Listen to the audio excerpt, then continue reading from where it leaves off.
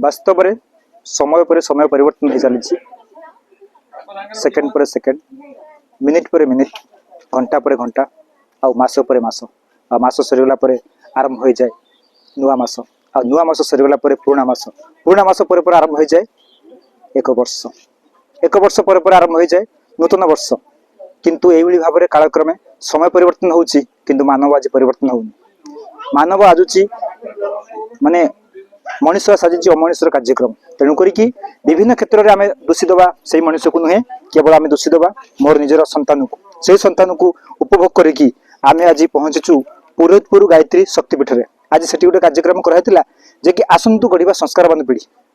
अर्थात गर्भ संस्कार कार्यक्रम आसंतु से विषय अन्य कौन कहते से विषय बुझा पंडित जी आपको प्रणाम जे कि आम देखिलु आज आम मोर संघर्ष टीवी माध्यम आम आसी पहुंचीचु पुरोहितपुर गायत्री शक्तिपीठ में जे कि आज गोटे कार्यक्रम कराला जे कि आसंतु गढ़ा संस्कारवान पीढ़ी से संस्कारवान पीढ़ी आम कहीं करूँ आउ कले आमर राष्ट्र आम समाज आम दुनिया कौन लाभ रही से विषय टिके बार्ता दिखाँ भारतीय आज संस्कृतिर संस्कार परंपरा हूँ आमर वैदिक परंपरा प्रचलित हो किंतु कालक्रमे समय परिवर्तन इतने स्पीड बर्तमान तीव्र गति चलुची जे बर्तमान संस्कार को लोक संपूर्ण भूली जाइछन्ति जहाद्वारा कि आज विश्व गायत्री परिवार प्रतिष्ठाता वेदमती पंडित श्री राम शर्मा आचार्य केमती आगु जीव नैतिक क्रांति बौद्धिक क्रांति आध्यात्मिक क्रांति ता घर घर विकसित हम संस्कार हूँ मुख्य जिनस आज संस्कार जदि आम मनुष्य मध्य न करवा मनुष्य आज पशु प्रवृत्ति ठार दूरे केमती मनुष्य देवत्व को मार्ग को जीव आ धरती स्वर्ग हम तार मूल कारण हूँ संस्कार आम जो संस्कार कार्यक्रम जज्ञ कर गोटे जिन मोर मन रहा जे Q I Q U Q आउ एस क्यू किस विषय धारणा आमर जो आध्यात्मिक प्रगति केमती हम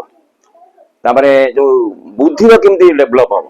हाँ स्पिरिचुआलिटी आम स्पिरिचुआलिटी कहले खाली मंत्र पढ़ी जा स्पिरिचुआलिटी प्राणी मात्र कल्याण जीव मात्र कल्याण हूँ स्पिरिचुआलिटी स्पिरिचुआलिटी आसो तापर इंटेलिजेंस जो आज के लोक को आम कहूँ इंटेलिजेंस हाँ इंटेलिजेंस हवा दरकार कि इंटेलिजेंस है कि जब आम पिता माता को सम्मान दवानी राष्ट्र को सम्मान दवानी सी बुद्धिर किसी लाभ ना हाँ तेणु एस क्यू यू की आई को जो डेभलप करने आमको योगासन खाद्यपेयर दिनचर्यार ध्यानर स्वामी विवेकानंद जो आसी संसार से तो आज ध्यान घरे घरे कहते आज जदि मु जन्म होती स्कूल कॉलेज बंद कर दी कारण स्कूल कॉलेज बर्तमान बेपार वाणिज्य लगी तो ध्यान नहीं तेणु गायत्री परिवार परम पूज्य गुरुदेव आज ध्यान मंत्र यज्ञ सामूहिकता से आलोकपात करिसेंती ये उद्देश्य नहीं कि संस्कार कार्यक्रम बर्तमान आसंतु गढ़ा संस्कारवान पीढ़ी होची अष्टम क्रांति परम पूज्य गुरुदेव गोटे अवदान जे पिला केमती गर्भर तैयारी हम गर्भर पिला आसिले संस्कार करा आमर जो संस्कार से प्रथम संस्कार होची सुवर्ण संस्कार हाँ से संस्कार आज आम ये भौणी मान कलु आम घर घर जाई करूँ अंगनवाड़ी भी कराऊँ डाक्तर मान को भी से भी खुशी होती नहीं नहीं निहाती गायत्री परिवार जो कार्यक्रम नई बहुत उच्च धरण कार्यक्रम संस्कार आज जो संस्कार घर घर देखुं गाँ मान हो सत कि प्रकृत से संस्कार नहीं प्राय आम ऑल ओडिशा बर्तमान भाई भौणी मैंने समस्ते कार्यरत अच्छा सबु जिले में सब अंगनवाड़ी कार्यक्रम कहतु मेडिकल सब हाँ सुपरवाइजर मेडिकल टीम को धरिकी भी संस्कार कार्यक्रम गोष्ठी कराऊँच प्रचार प्रसार जोर चलती आसंता समय समस्ते संस्कार जो गाँ भितर पशि रही अंध परंपरा से विज्ञान सम्मत आध्यात्मिक सम्मत को लेकिन बर्तमान भाई भौणी मैंने सब गाँ गंडा अंगनवाड़ी मेडिकल टीम मान को सचेतना दौरान डाक्तर मान भी सफल पाँच सी कहते नहीं यहाँ निहाती आवश्यक अच्छे से भी सहयोग कर परवर्ती पहुंचवा जड़े आदरणीय एवं गायत्री साधक राति पाइले गायत्री साधिका राति पाइले से लगती जे मु जेमिति गोटे नारी नारीत्व पणिया जमी मनुष्य मानव साजिची महामानव ঠিক ସେମିତି ଭାବରେ ଆଉ ଗୋଟେ ଆମର ମା ପାଖରେ ପହଞ୍ଚିବା। ପ୍ରଥମେ ମାଉସୀ ନମସ୍କାର, ଯେ କି ଆମେ ସଂଘର୍ଷ ଟିଭିରୁ ଆସିଥିଲୁ ଏବଂ ଆମେ ଦେଖୁଥିଲୁ ଯେ କି ଆପଣଙ୍କର ଏଇଠି ଗୋଟେ କାର୍ଯ୍ୟକ୍ରମ କରାଯାଉଛି ଆସନ୍ତୁ ଗଢିବା ସଂସ୍କାର, ଅର୍ଥାତ୍ ଆଜି ଆପଣ କରୁଥିଲେ ଗୋଟିଏ ସୋପାନ ଗର୍ଭ ସଂସ୍କାର କାର୍ଯ୍ୟକ୍ରମ। ସେ ଗର୍ଭ ସଂସ୍କାର ଉପରେ ଆପଣ ଟିକେ ଛୋଟ ସଂକ୍ଷିପ୍ତ ବିବରଣୀ ପ୍ରଦାନ କରନ୍ତୁ। ହଁ ମୁଁ ତ କହିବି, କିନ୍ତୁ ପ୍ରଥମେ ମୋର ଗୁରୁଦେବଙ୍କୁ ମୁଁ ପ୍ରଣାମ ଜଣାଉଛି। ପଞ୍ଚାସୀନ ଗୁରୁଦେବ ମାତାଜୀ, ମୁଁ ତାଙ୍କୁ ପ୍ରଣାମ ଦେଖାଉଛି। ମୁଁ ଭାଇ ତ ଆମର କହିଛନ୍ତି, ମୁଁ ଆହାର ଉପରେ କିଛି ଟିକେ କହିବାକୁ ଚାହୁଁଛି। ଆହାର ଶୁଦ୍ଧ ସତ୍ୟ ଶୁଦ୍ଧି, ସତ୍ୟ ଶୁଦ୍ଧି ଧ୍ରୁବା ସ୍ମୃତି, ସ୍ମୃତି ଲହବେ ସର୍ବଗ୍ରାନ୍ଥି ନାମ ବିପ୍ରମୋକ୍ଷ। ଅର୍ଥାତ୍ ଆହାର ଯଦି ଶୁଦ୍ଧି ହୁଏ ସମସ୍ତ ଗ୍ରନ୍ଥି, ଆହାର ଶୁଦ୍ଧ ସତ୍ୟ ଶୁଦ୍ଧି, ସତ୍ୟ ଶୁଦ୍ଧି ଧ୍ରୁବା ସ୍ମୃତି, ସ୍ମୃତି ଲହବେ ସର୍ବଗ୍ରନ୍ଥି ନାମ, ସର୍ବଗ୍ରନ୍ଥି ଆପେ ଆପେ ତାହେଲେ ଖୋଲିଯାଏ। ଗ୍ରନ୍ଥି ଦ୍ୱାରା, ବିଚାର ଦ୍ୱାରା, ଭାବନା ଦ୍ୱାରା କେମିତି ଗୋଟେ ମା